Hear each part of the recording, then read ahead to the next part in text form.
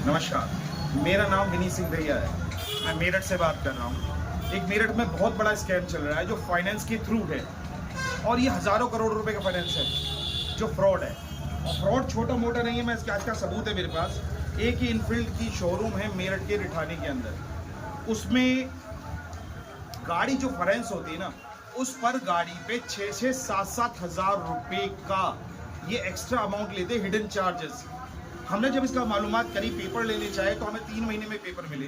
तो 3 महीने में पेपर में हमें एक रिसिप्ट दी गई। इस रिसिप्ट को आप देख सकते हैं। ये रिसिप्ट 3 महीने पुरानी हमें बता के दी गई, जबकि ये अभी की लेटेस्ट है।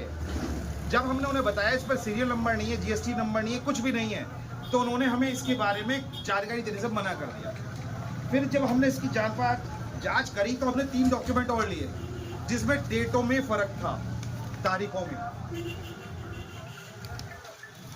में फर्क था। गाड़ी जिस दिन ली थी उस दिन की तारीखों में फर्क था।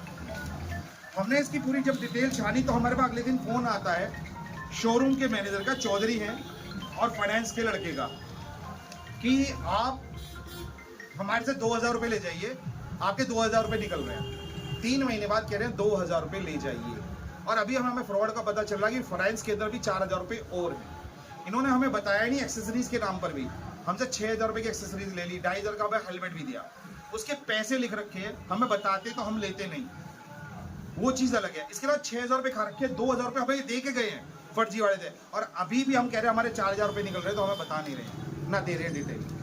ये स्कीम एक बैंक का नहीं है और एक डीलर पॉइंट का नहीं है। इसमें डीलर पैसे ले रहा है क्योंकि इसमें रिसिप्ट डीलर के पास 68,000 रुपये की है और हमें उस डीलर ने 70,000 की स्लिप दी है, और इसके अंतर्गत 2000 रुपये का तो डीलर का फ्रॉड है। ऐसे ही होंडा के अंदर, ऐसे ही हीरो के अंदर, ऐसे ही टीवीएस मोटर के अंदर सब में स्कैम चल रहा है। तो मैं चाहता हूं कि इस पर थोड़ी कार्रवाई हो।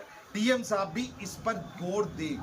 अगर गौर दे सकते हैं तो ठीक है, वरना मैं सारी डिटेल लेकर के डीएम साहब के पास पहुंचता हूं और मैं इस पर सारी चीज कार्रवाई कराना चाहता हूं कि मेरठ में एक नहीं, पर डे शायद 100 व्हीकल फाइनेंस होते होंगे। अगर पर डे अगर 6000 रुपये का बैठ रहा हूँ या 5000 रुपये का एवरेज मान लेते हैं, तो 5000 से अगर 100 व्हीकल होते हैं तो हिसाब लगाइए कितने पैसे, जो गरीब व्यक्ति पैसे जोड़ रहा है, फाइनेंस कर रहा है, उसे कितना बड़ा नुकसान हो रहा है। तो बस मैं यही चाहता हूँ और यही पे मैं अपनी बात करने जाऊँ। आगे चाहूंगा कि इस पर कार्रवाई हो, नहीं होती तो मैं एक दूसरा वीडियो और डालूंगा दूसरे फाइनेंसर का। नमस्कार।